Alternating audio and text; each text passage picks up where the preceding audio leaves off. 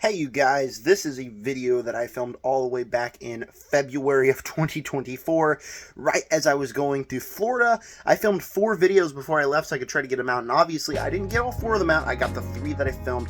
So I was just sitting on this one because once I got back from Florida, Dune Part 2 came out, so I had that and the Denis Villeneuve ranking, and then I had all those videos, and then I just could never get this one out. So I decided that this was the week that I'm finally going to put this out. I put out a poll asking you guys if you guys wanted this one to be on my second channel, if you guys would be interested in this video on my main channel, and you very clearly said main. Nobody chose my second channel, so go check out my second channel, More ZMC. So this is my ranking of all 3 Insomniac Spider-Man games. I was a little tired at the time. I just finished like filming 4 videos back to back to back, so it's not like as normal high energy as I normally am in some videos, but yeah, so make sure to subscribe, like button, hit the bell, and here is my Insomniac Spider-Man ranking.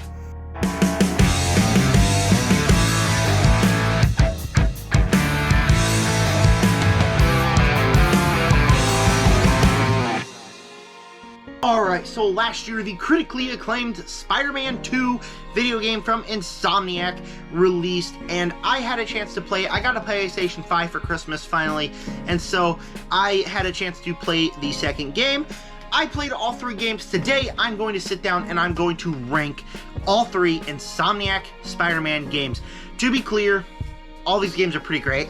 I mean, typically Insomniac makes pretty awesome games, honestly, and all 3 of these are great. Makes you excited for Wolverine and what's more to come.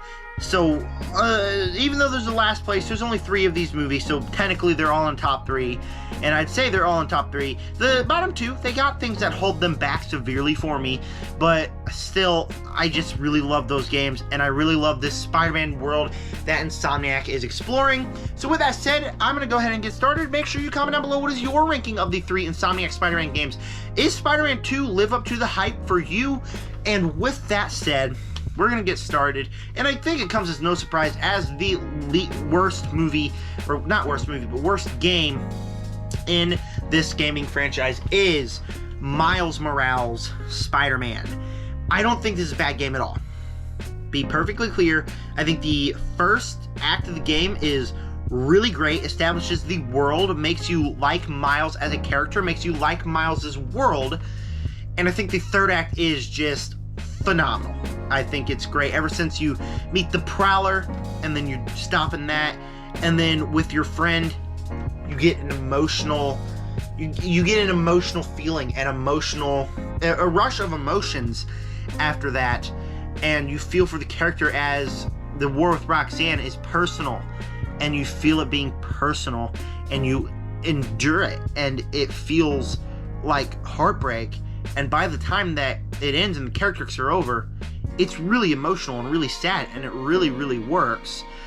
The problem for Miles Morales is I feel like this should have been like maybe like a 4-hour DLC, not a full-long Spider-Man game, because for Miles Morales, he's a new character. So you have the you have the Tinkerer as a villain. That's good. You have the Rhino boss fight. You have the Prowler. You got all these things for Miles, but you just can't fill out a whole game because he doesn't have as much experience and as much characters surrounding him as Peter Parker Spider-Man does.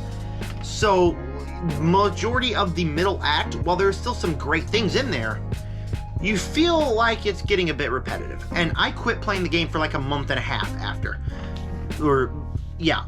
the first act, because it just kind of felt repetitive and was getting boring. And the gameplay was just, oh, you gotta swing to another place and fight Roxanne bad guys. At least with Spider-Man, and in Spider-Man 2018, you get to swing around and you can fight like the bad guys from Silver Sable, or you can fight a Sinister Six, because he has so many characters surrounding him that it keeps it always fresh and unique. While Miles, you're just like, oh, yay, we got to do this again. And the middle story was just kind of, Miles Morales tries to stop the Tinkerer. Oh, the Tinkerer stops him. Oh, he gets away just in time. And it happens like 3 or 4 times during the middle of the story, to where I was just kind of bored and kind of getting over it. But, you know, I still thought the ending was very emotional and really worked. And I really did like the plot line about Roxanne and this other company going to war on like a street war. I really liked that. More street level for Spider-Man, and I thought that was great. But it really should have been a DLC. Kicking off our second place, I am going to give it to Spider-Man 2. I gotta give it to Spider-Man 2. And it's without a doubt a fantastic game. Visually and gameplay-wise, this is the best the franchise has ever been. Because it's on a PlayStation 5, it looks phenomenal. The gameplay is epic and amazing to where in these two games right here, I always had trouble with the swing. I would hold the trigger down and all of a sudden he would be like, oh, and then he'd just fall. And like, it's not because he ran out of webs or anything, it's just because he fell and it didn't really work. In this game, it never had that problem. It always ran smooth. It looked beautiful. When we hit the middle of the story, and I feel like the story really kicks in when Peter finally gets the Venom suit, it explores the Venom plotline very well, to where he's a character with established. You established him in the first game, and then you see him in Miles Morales. So you have these character arcs, and you have the personal history of Spider-Man, and so you feel like, oh wow, this Venom guy's dangerous, you gotta get him off. And with including Miles Morales in there, it really just works as kind of like side by side. Every time the Peter story doesn't have anything to do, you can always go to a different story, Miles story, which fixes the problem of it becoming repetitive. Because you have two Spider-Men, they have each their own story, and by the time you get to the Miles and Peter, their bromance works so much, and by the time he rips that suit off Peter, you're just like, whoa, okay, that was awesome. Kraven the Hunter is a phenomenal villain in here. He has the motive, which is his, he wants to die, he has cancer, but he needs to find a worthy opponent, and that's a cool motive for the villain. That's also just so dangerous, and from the moment he steps on screen, you're like, oh shoot, that's dangerous. He's just such a cool villain. And by the time we get to the ending with Peter and Miles having to stop Harry's Venom, you're just like, oh, okay, that's awesome. And it has that more of that emotional stuff to it, to where from the beginning of the game, you're like, oh wow, you finally get Harry back. You get to be with Harry, and you feel that success. And the moment that is stripped away, it's just stripped away, and you lose it, and you just feel so, like, you feel lost. These games make you feel like Spider-Man and feel the emotions that Peter has to go through. And that's what this game does well. It does that very well. With that said, the game takes forever to get it. The game, like, I played 8 hours maybe, 3 days before I was fully like, okay, yeah, this game got good. Because it spends so much time establishing where these two characters at, and then also establishing you get Harry back. And so what do you do when you get Harry back? You take a bicycle and you go ride around town, and you go to your high school and walk around your high school and talk for a few minutes. And this is a sequence that took me like 20-25 minutes to beat. Like, it's not a short sequence, it's a long sequence. And so when I play these games, the worst part of these games are the MJ stories, MJ plotlines. And like, you get to the middle of the action and you gotta go play as MJ with a stun gun instead of being Spider-Man. And it just takes forever to get in there.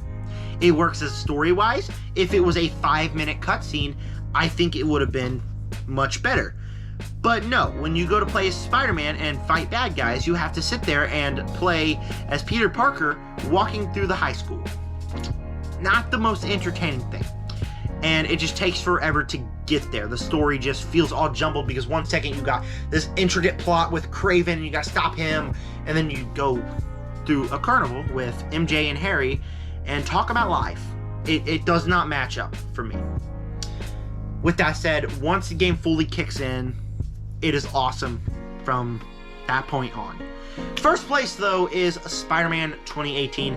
Obviously, I love this game. I think this game right here is phenomenal. I played it a month before I played Spider-Man 2, and I couldn't stop playing. I thought it was great. Because what this game does so well is showcase who Spider-Man is, as he's just his hero, and you feel like Spider-Man. Like, he has so many enemies that when he meets Martin Lee, he just treats him like, oh yeah, Martin Lee is a new villain attacking New York, you gotta stop him, and so you do that. And then when he releases the Sinister Six, it makes you feel like Spider-Man, like your life is so, and it's so chaotic from beginning to end, where you're just playing as him, and the game never gets repetitive because you always have something to do, and you always have a different antagonist to fight that is just really interesting, and it just works. The game just works because you feel like Spider-Man, like you wanted. And then on top of that, you get that emotional core when the story kicks in. Doc Ock's the villain, he makes the Sinister Six, he attacks the city, and you just feel the danger. You feel like New York is a person. And it just establishes this world for Spider-Man. It establishes everything you need to know about Spider-Man and just makes it to where it feels lived in, and just a story that just kicks off right off the bat that is just really good. And then by the end of the movie, again, it shows you how Spider-Man is. He has to choose to save millions, or he has to choose to save one person, his Aunt May. And when he makes that choice, you feel devastated, and it really works as Spider-Man. And it just makes you feel like Spider-Man from beginning to end, with just great gameplay, great action sequences, and just a story that never gets boring. This movie never got boring for me, and I enjoyed it so much, and I just can't see myself putting any other game above this one. This one is it's a really great game. Obviously, it's game of the year, so obviously it's my #1 game. It's not my favorite game of all time. I'd go to The Last of Us, but I do think it's a great game. So that was my ranking of the 3 Insomniac Spider-Man games. What is your ranking is the more important question of the 3 Insomniac Spider-Man games. Thank you guys for clicking on this video. Please make sure to give this video a like, hit the notification bell so you never miss a video. And with that said, subscribe, join the Nerd Army. Peace out.